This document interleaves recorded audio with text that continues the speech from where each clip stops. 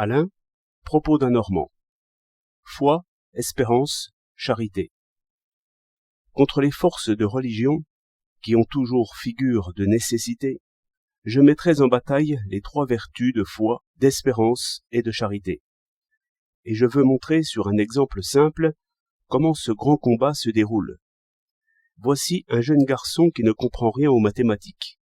Et voici comment parlent les forces, par la bouche du maître, qui n'a ni foi, ni espérance, ni charité. Cet enfant énonce des propositions absurdes, sans en être gêné le moins du monde. Il n'ira pas à l'école polytechnique. Consolez-vous. Tout le monde ne peut pas être polytechnicien. Mais j'entends. Vous voulez le cultiver autant que possible? Considérons donc le possible. Ce garçon manque d'intelligence. Je le lui ai bien dit. Il faut dire ces choses-là. C'est un grand désordre lorsque chacun veut tout comprendre et s'intéresser à tout sans considérer ses aptitudes. Si vous avez le vertige, ne vous mettez pas couvreur. Ce sera donc un imbécile? Mais il faut peut-être des imbéciles. En tout cas, puisqu'il y en a, constatons qu'il y en a. Acceptons cette condition. Chacun a sa nature. Il y a des hommes grands qui allument le bec de gaz en allongeant le bras.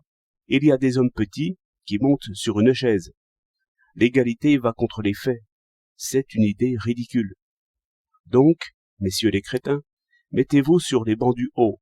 Faites ce qu'il vous plaira et laissez-moi la paix. Élèves vainqueurs, venez au tableau. Plus tard, nous retrouverons l'élève vainqueur.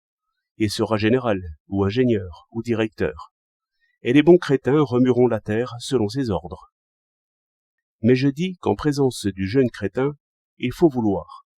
Ouvrons en quelque sorte ce beau mot, et étalons les trésors qu'il enferme. Je veux l'instruire. Il faut premièrement que je l'aime, c'est-à-dire que j'interprète au mieux toutes les sottises qu'il dira, au lieu de les guetter comme un sauvage, au lieu de les grossir, au lieu de l'en humilier, de l'en accabler, de l'en écraser. Par exemple, je chercherai dans mes souvenirs quelques grosses sottises que j'aurais dites autrefois, par précipitation, et je la lui raconterai. Tout homme est sot dès qu'il se hâte. Ainsi, je dois prononcer que cet enfant me vaut bien, sans quoi je ne dois point dire que je veux l'instruire. Et voilà d'abord la charité. Voici l'espérance, tout près derrière elle, car je ne dois point penser non plus qu'il y a dans l'ordre des choses un arrangement invincible qui limite dès maintenant les résultats. Par exemple, une structure du cerveau qui le rend crétin pour toujours. Vouloir, c'est justement nier cela. C'est dire, cet enfant serait sans logique et presque sans pensée si je l'abandonnais aux forces. Mais je veux changer les forces. Dire, je veux, et penser en même temps, je n'y peux rien, c'est lâcheté. La foi est la vertu intime, qui nourrit les deux autres. C'est le sentiment moral premier. Je ferai, je changerai, la justice sera, l'humanité sera. En douter, c'est la première faute. Les échecs ne prouvent rien, ne peuvent rien prouver. Ils doivent seulement me rendre plus ingénieux, plus patient, plus fort de vraie force. Élèves vaincus, venez au tableau. 21 mars 1913.